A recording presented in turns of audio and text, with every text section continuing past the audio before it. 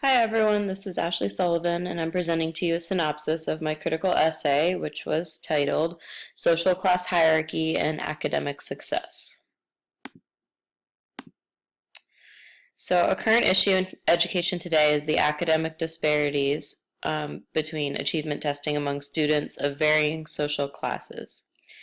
Student socioeconomic status is one of the highest observed disparities of academic achievement between students, and this is said by Gorski and Ladson-Billings. It is truly what has been diagnosed as a achievement gap is really like a misdiagnosis. The discrepancy of student success from disadvantaged families is a catalyst of a much larger issue, and this issue takes root in the opportunity gap. So while there are many gaps in opportunities for people living in poverty, for example, lack of affordable housing, healthcare, childcare, etc., in the academic world, students falling within this hierarchy also do not have equitable access to quality instruction, facilities, and educational resources. They're also perceived and treated through an inequitable lens of deficit. These students are seen as weak and deficient because many educators believe in this false culture of poverty. And this is where many educators begin to diagnose and attack student issues as if that the student is the problem, when in reality they're the victims of a broken society that just continuously fails them. As a classroom educator at a Title I school, the majority of the students I've taught are from what would be considered coming from low socioeconomic backgrounds, which is really why I chose to pick this topic. There was one overarching research question that informed my essay and two sub-questions that stemmed as a result from my findings. My original question was, why is social class so significantly linked to a student's educational success? The questions that stemmed from that throughout the weeks were, what factors prevent students of low socioeconomic status's academic success, and how can educators take action to be a catalyst of social change and provide students in this group an equitable education? There were several themes that emerged in the literature reviewed. Theme one was the impact that social class and status have on a student's educational perceptions and experience. The second theme was the ever-present myth of meritocracy. And theme three was the achievement gap and the clarification of the opportunity gap, the ultimate necessity to act so as to provide an equitable education for these students. So social class and status impacts on achievement. There are academic disparities having to do with poverty and the social and emotional well-being of the student, with poverty playing a huge role in a child's ability to learn, their overall health, their social and emotional well-being, and their opportunity to a quality education is one of the leading causes for their gaps in academic achievement. And then the deficit ideology and perspectives. The root causes such as poverty are ignored based on the mainstream perpetuated stereotype of a culture of poverty, such as the belief that people from low-income communities are morally, culturally, and intellectually deficient.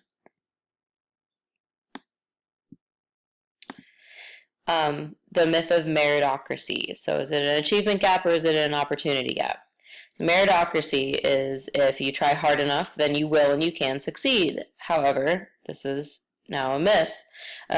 We can see evidence in the achievement gaps and what is the opportunity gap. A gap in achievement does exist, but it's perceived as a problem without a specific solution by many. However, it is actually a symptom of a much larger social issue, which is the opportunity gap, which encompasses many of those named gaps that we've heard all semester. And it's the reason for a multitude of root causes of inequalities a child faces that affects performance. So we have this, political cartoon. Our education system, for a fair selection, everybody has to take the same exam. Please climb that tree. I know I've heard it. Many of you have probably heard it many times as well. Having some of these students sit and take these standardized tests is like judging a fish on its ability to climb a tree. So I liked that. Solutions to provide an equitable educational experience, act now. So do not fall to the deficit ideology. Improving the education of economically disadvantaged students involves developing and building the capacity of teachers all the way to superintendents. This is within all districts, all states, of the specific needs of economically disadvantaged students. So we need to develop a growth mindset. All students can learn and they will. Delivery of high quality instruction is a must. Transitioning from building or from working from a student's deficit to now building on the student's strengths, start with what they can do, and undoing the culture of poverty is a must. We need to be change agents, and if we could adopt a culturally responsive teaching techniques, which is interpreting and responding to student behaviors as indicators of culture, and beginning by asking how to teach each student rather than how to teach students. Now, my own reflection from this critical essay was the biggest realization I had through this research was just how much our own futures as educators are intertwined with the future success of our students, and it just shouldn't be taken lightly. We have a really big job at hand. This is why I feel there's such an urgency in adopting a multicultural teaching pedagogy, such as culturally responsive teaching. It'd be a highly effective way to reach these students at the root of their social and academic barriers. When presented with these children in our classrooms, instead of placing a Band-Aid on the child's problem or making the problem worse and moving them along through the system, as educators, we have the power to dig and diagnose and treat these students where they're at, and prevent these ailments that they're gonna encounter throughout their social and academic careers. We have the capabilities, if we adopt this multicultural teaching pedagogy, of empowering our students to challenge the status quo, fight for social justice, and become change agents themselves.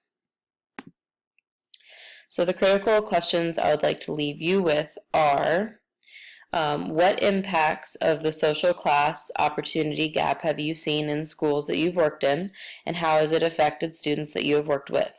What would it look like if these gaps did not exist? And the second is, from your own experiences, have you witnessed your colleagues perpetuating the deficit ideology or the fictitious culture of poverty? How so? And what benefits could you see from eliminating these biases? Thank you so much for your time, and I look forward to reading your responses.